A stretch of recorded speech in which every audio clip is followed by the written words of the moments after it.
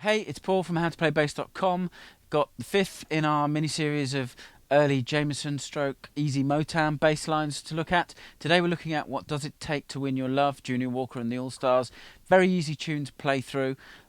The song is built around effectively a two-bar pattern which you either play in D or in C, and you just slide the pattern down. Very straightforward song. There's a couple of minor variations as you lead into and out of sections. I'll go through those in the lesson itself, but it is very straightforward. So cross-reference the two parts of the song that I'm going to teach to the original, and you'll be able to play along with this and play through it. It'll be another song you can add to your repertoire, and you can learn something every time you learn a new song, so definitely worth doing. Before we actually head over to the lesson, don't forget to subscribe to my free monthly e-zine. If you click on the link underneath the video, head over to the website, find the subscribe page. You'll get a bunch of video and PDF lessons as a thank you for subscribing, and there's a free monthly e-zine which is a video lesson with PDF which is exclusive to people who are subscribed. So go and do that. Let's go head over to the lesson. Let's go look at the intro. Okay, there's two parts to the intro. There's a 4-bar intro with the bass being doubled by the left hand of the piano, and then the sax comes in on bar 5. The patterns for both of these sections are very similar. The first 4 bars have got a slight variation, only happens here. I'll play through these first 4 bars, we'll talk through the notes, and we'll move on to the rest of the intro. 1, 2, 3, 4.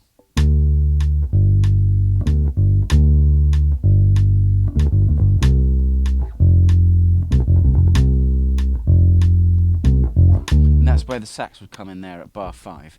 So, essentially the bass line's made up of the root, so D, 5th fret of the A string, and the 4th, but played an octave down. In this case, G, 3rd fret of the E string. So you've got D,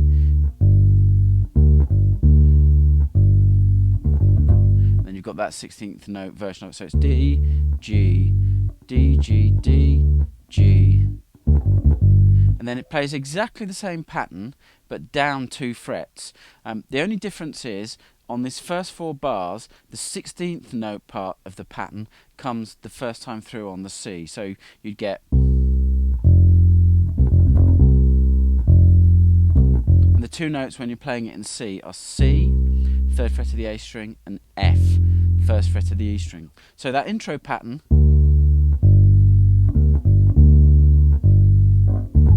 then you move it down to C, and so after that first 4-bar intro we've got 12 bars before we get to the verse where the sax is playing. These 12 bars are pretty much, apart from there's like a tag at the very last 2 bars, just built around this phrase, and it either starts here, 5th fret of the A string, or on C, same pattern, 3rd fret of the A string. So I'll play through these 12 bars and we'll talk through the tag as well. 1, 2, 3, 4.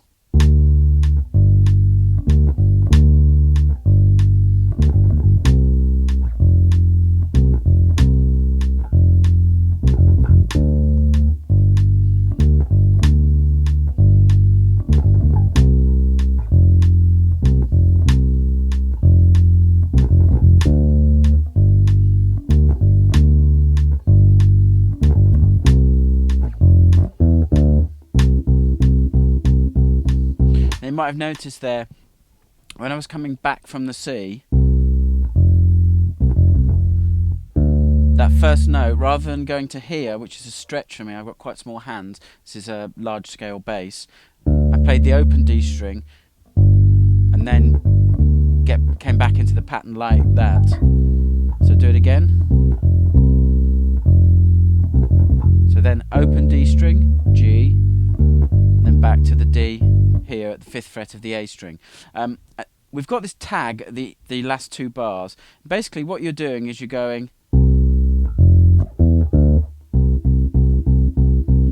then that brings in the verse. The notes you're playing, you've got C, F, then you've got E, 2nd fret of the D string, open D, dampen that for half a beat, and then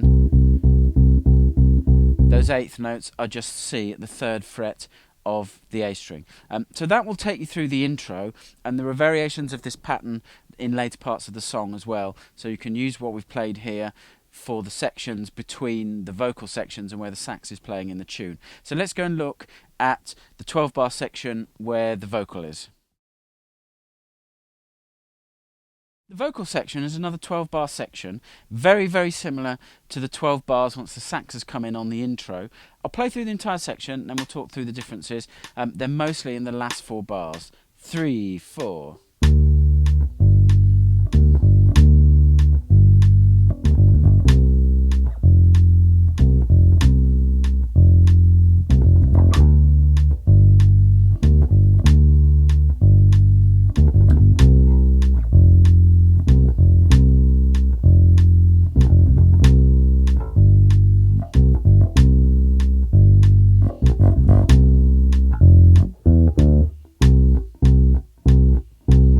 Okay, so those last 4 bars, instead of going back to the D and alternating D and G, what's happening, if you listen on the record you can hear the guitar doing this as well. So Jamerson's going to the C and to the G. So it's C and G, 3rd frets of the A and G string. Now I'm fretting it, there's lots of ways you could fret it. Normally I would do it with my 2nd finger, but I cut my finger last week chopping some onions, and I can't press down with my 2nd finger, so I'm having to do it with this finger. You could either do it by barring, you could bar a finger across, but then you've got the problem of muting the note. What I would normally do it with the 2nd and the 1st finger, but in this instance I'm doing it with the 4th and the 3rd finger. The 4th finger would fret the C, the 3rd fret of the A string, and the 3rd finger frets the G there at the 3rd fret of the E string, and then you can play that pattern like that. And then the last 2 bars bring you back into the kind of the sax riff, very similar to how we closed out the intro. You've got C, F, E, open D string, and then instead of playing 8th notes, it's just very staccato quarter notes. And if you put those parts together, cross-reference them to the original song, you're able to play through What Does It Take to Win Your Love.